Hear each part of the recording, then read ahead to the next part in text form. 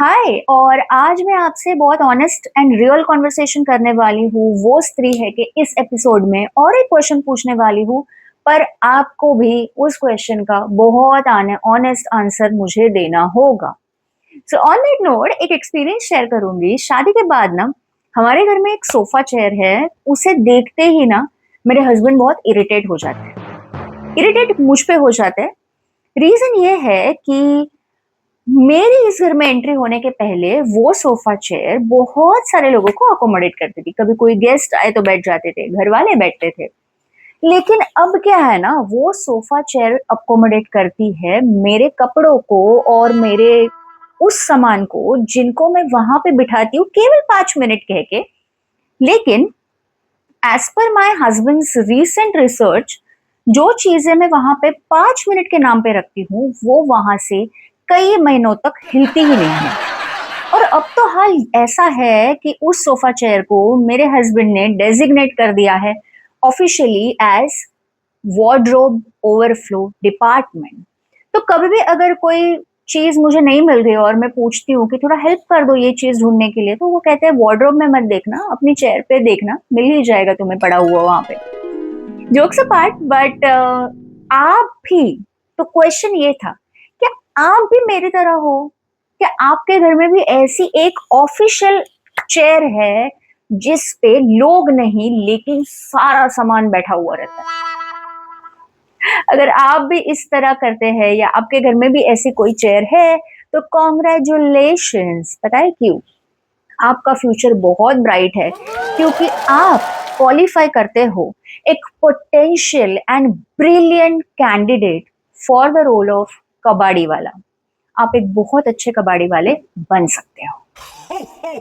तो प्रॉब्लम क्या है ना, ये सारी चीजें जो इधर उधर पड़ी हुई दिखती है वो तो मटेरियलिस्टिक है, लेकिन सबसे डेंजरस क्लटर क्या है पता है? जो किसी को नहीं दिखता, वो क्लटर है दिमाग और दिल का। तो वीकेंड पे ना बहुत बार हम पूरे घर की सफाई करने लग जाते हैं, किचन सफाई करने लग जाते हैं, क्योंकि एक ही संडे मिलता है, उसमें सब ऑर्गेनाइज रखना है। लेकिन जैसे ही पुराने कपड़े निकालो वार्डरोब ऑर्गेनाइज करने के लिए, तो वो पुरानी जीन्स देख के लगता है कि अरे 6 महीने में तो फिट हो ही जाऊंगी इस जीन्स में। फिर किचन की तरफ जाते ही लगता है कि अरे ये डब्बा तो रखना पड़ेगा, कभी कोई आ जाता है और कुछ खाना वाना देना है तो दिए हुए डब्बे रिटर्न नहीं आते, तो अच्छा डब्बा नहीं देंगे, ये वाला दे देंगे। ऐसे करके डब्बों की बन जाती है एक थैली। अच्छा, कोई पुराना गिफ्ट देखते हैं कुछ ऐसे ही पड़ा है, कोई ना उसे एज अ शोपीस यूज कर रहे हैं ना उसे कहीं रख रहे हैं, निकालने का मन होता है बट फिर लगता है अरे ये तो मेरे दोस्त ने कितने प्यार से दिया था, इसको तो कैसे मतलब निकाल नहीं सकते। फिर वो जाता है अपनी जगह पे वंस अगेन। और ऐसे करने करने में ना ये सारी चीजों में होता यूं है कि हम घर में कम और मेमोरीज के वार्डरोब में ज्यादा रहते हैं। और अच्छा, एक चीज, एक एक बहुत एपिक चीज जिसको मैं ना मेंशन करूं तो उस चीज के लिए डिसरिस्पेक्टफुल मेरा बिहेवियर होगा। सबके घर में, आई बिलीव सारे इंडियन हाउसेज में एक ऐसी बड़ी सी प्लास्टिक की बैग रहती है जिसमें समाई होती है बहुत छोटी छोटी छोटी छोटी प्लास्टिक बैग्स। और वो कई जनरेशन से जनरेशन तक वो प्लास्टिक बैग मेंटेन की जाती है। कि आपके घर में भी ये सारी चीजें होती है? अगर आंसर हाँ है तो कुछ हम डिफरेंटली तो कोई कर नहीं रहे, सबका हाल सेम ही है। अच्छा, घर का हाल तो यूं है, लेकिन पता है ऑफिस डेस्क का हाल भी कुछ इसी तरह होता है। जैसे ऑफिस डेस्क में पड़ी हुई होती है एक कुछ स्क्रिबल की हुई स्टिकी नोट जिसको हम फ्यूचर में जाके कभी रेफर नहीं करते हैं, या तो फिर कहो कुछ ऐसे विजिटिंग रैंडम विजिटिंग कार्ड जिन लोगों को हम कभी तो मिले थे लेकिन उन्हें हमने बाद में कभी कांटेक्ट नहीं किया, सिर्फ एक विजिटिंग कार्ड ले लिया ये कह के कि लेट्स स्टे इन टच। या तो कोई एक ऐसी डायरी, जब वो डायरी मिली थी बहुत प्यार से हमने उस पे पहले फर्स्ट पेज पे डेट लिखी और कुछ थोड़ा बहुत लिख लिया, लेकिन उसके बाद तो वो डायरी पूरी एम्प्टी रह गई। तो ऐसी बहुत सारी चीजें होती है। और ऑफिस डेस्क ना हमारे जैसा ही स्टबन होता है, क्लीन होता नहीं है खुद से, अनलेस किसी एक दिन आईटी या एडमिन टीम से नोटिफिकेशन आता है कि oh surprise audit, we gonna have clear desk clear screen policy. खटाखट उसके बाद जो भी डेस्क पे सामान है वो डम होता है एक ड्रॉर में, फिर से थोड़े दिन के बाद बाहर निकलने के लिए। तो ये तो क्या है ना, सब जगह का हाल सेम है। लेकिन एक रिसर्च ये कहती है कि जितनी क्लटरिंग एक्सटर्नली नहीं होती है ना, जो मटेरियलिस्टिक क्लटरिंग नहीं होती है, उससे कई ज्यादा क्लटरिंग होती है हमारे दिल और दिमाग में। क्योंकि हमारा ब्रेन जो है ना वो बहुत ज्यादा इंफॉर्मेशन प्रोसेस करता है विदाउट ये समझे कि क्या ये इंफॉर्मेशन नेसेसरी है या अननेसेसरी है। और फिर हम काम तो एक करते हैं, लेकिन हमारा दिमाग 10 जगहों पे होता है। और फिर लगता है कि अरे पता नहीं क्यों आजकल ना मेंटली बड़ा एग्जॉस्टेड फील कर रही हूँ, पता नहीं क्या हो रहा है। सो गाइस, प्रॉब्लम ना डेस्क का या घर का नहीं है, प्रॉब्लम है दिल और दिमाग का। रीजन क्या है? क्योंकि अब ना हम डिलीट करना भूल चुके हैं कहीं ना कहीं। जैसे फोन स्टोरेज फुल हुआ, हम क्या करते हैं, फोन में जाके खटाखट 50 फोटो उड़ा देते हैं जो किसी रैंडम व्हाट्सएप ग्रुप से आए थे या पुराने ऐसे ही रैंडमली क्लिक किए हैं वो सारे। डेस्कटॉप या लैपटॉप स्लो हुआ, हम क्या करते हैं, हिस्ट्री जो थी ब्राउजिंग हिस्ट्री उड़ा देते हैं, एप्लीकेशंस की कैश उड़ा देते हैं। लेकिन जब ये हेवी हो रहा है और स्लो हो रहा है और एग्जॉस्टेड फील हो रहा है, तब हम क्या करते हैं, इग्नोर, हम कुछ नहीं करते। क्या है ना, घर की सफाई करने पे आप पुरानी चीजें निकाल सकते हो डीक्लटरिंग करके, किचन से पुरानी चीजें निकाल सकते हो, ऑफिस से पुरानी चीजें निकाल सकते हो। लेकिन ये सारी पुरानी चीजें कबाड़ी वाला तो ले लेगा, लेकिन व्हाट अबाउट वो पुराने दर्द, वो पुराने गम, वो पुरानी सोच जिसको हमने अपने दिल और दिमाग में दबा के रखा है कई सालों तक। उसके लिए कोई क्या करेगा? उससे निकलने के लिए तो हमें खुद को ही एफर्ट्स लेने पड़ेंगे। किसी ने ना बहुत अच्छी लाइन कही है कि कहीं भी किसी भी नई जगह पे अगर आपको पहुंचना होगा, प्रेजेंट के लिए, फ्यूचर लाइफ के लिए कुछ नया शुरू करना है, कहीं नई जगह पे जाना है, तो उसके लिए बहुत जरूरी होता है पुरानी जगह से निकलना।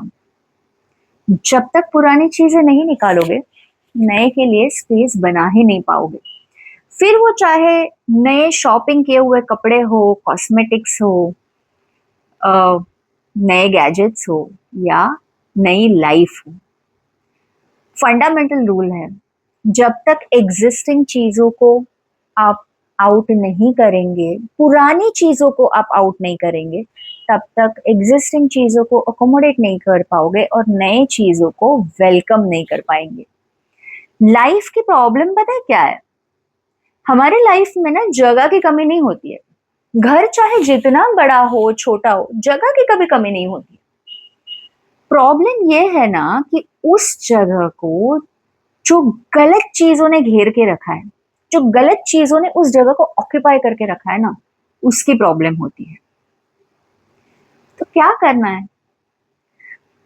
बहुत सिंपल सी बात है, घर को थोड़ा सा हल्का कीजिए डीक्लटरिंग करके, ऑफिस डेस्क को थोड़ा सा हल्का कीजिए डीक्लटरिंग करके, and at the same time खुद के दिल और दिमाग को भी फ्रीक्वेंटली थोड़ा हल्का कीजिए।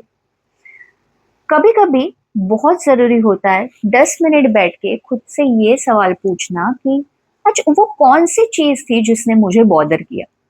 अच्छा, जो एक्सपीरियंस या चीज ने मुझे बॉदर किया, क्या वो एक्सपीरियंस एक हफ्ते बाद इंपॉर्टेंट रहेगा? क्या वो एक्सपीरियंस या चीज 1 महीने बाद भी इंपॉर्टेंट रहेगी? और 1 साल बाद? क्या आज जो मेरे साथ हुआ जिसके वजह से मैं अपसेट हूँ, वो 1 साल बाद भी इंपॉर्टेंट रहेगा? अगर जवाब यस है तो आप देखिए डील कैसे करना है, बट अगर जवाब नो है तो उस एक्सपीरियंस को या उस चीज को कोई वीआईपी ट्रीटमेंट देने की जरूरत नहीं है, उसे इमीडिएटली कीजिए धन्यवाद एंड टाटा बाय बाय। क्योंकि वो जो पुराने दर्द है, फेल्ड इंटरव्यूज हो सकते हैं, लाइफ के फेलियर्स हो सकते हैं, पुराने गम हो सकते हैं, पुरानी यादें हो सकती है, कोई पुराने टॉक्सिक रिलेशनशिप्स हो सकते हैं, या कोई पुराने रिजेंटमेंट हो सकते हैं, गिल्ट हो सकते हैं।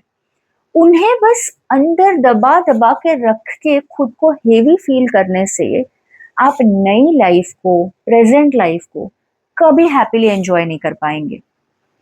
इसीलिए once again I will tell, घर को हल्का कीजिए, ऑफिस डेस्क को हल्का कीजिए, लेकिन साथ साथ खुद के दिल और दिमाग को भी हल्का कीजिए, क्योंकि वो स्त्री है जो घर के साथ खुद की लाइफ को भी ब्यूटीफुली एंड ग्रेसफुली ऑर्गेनाइज करना बिल्कुल जानती है।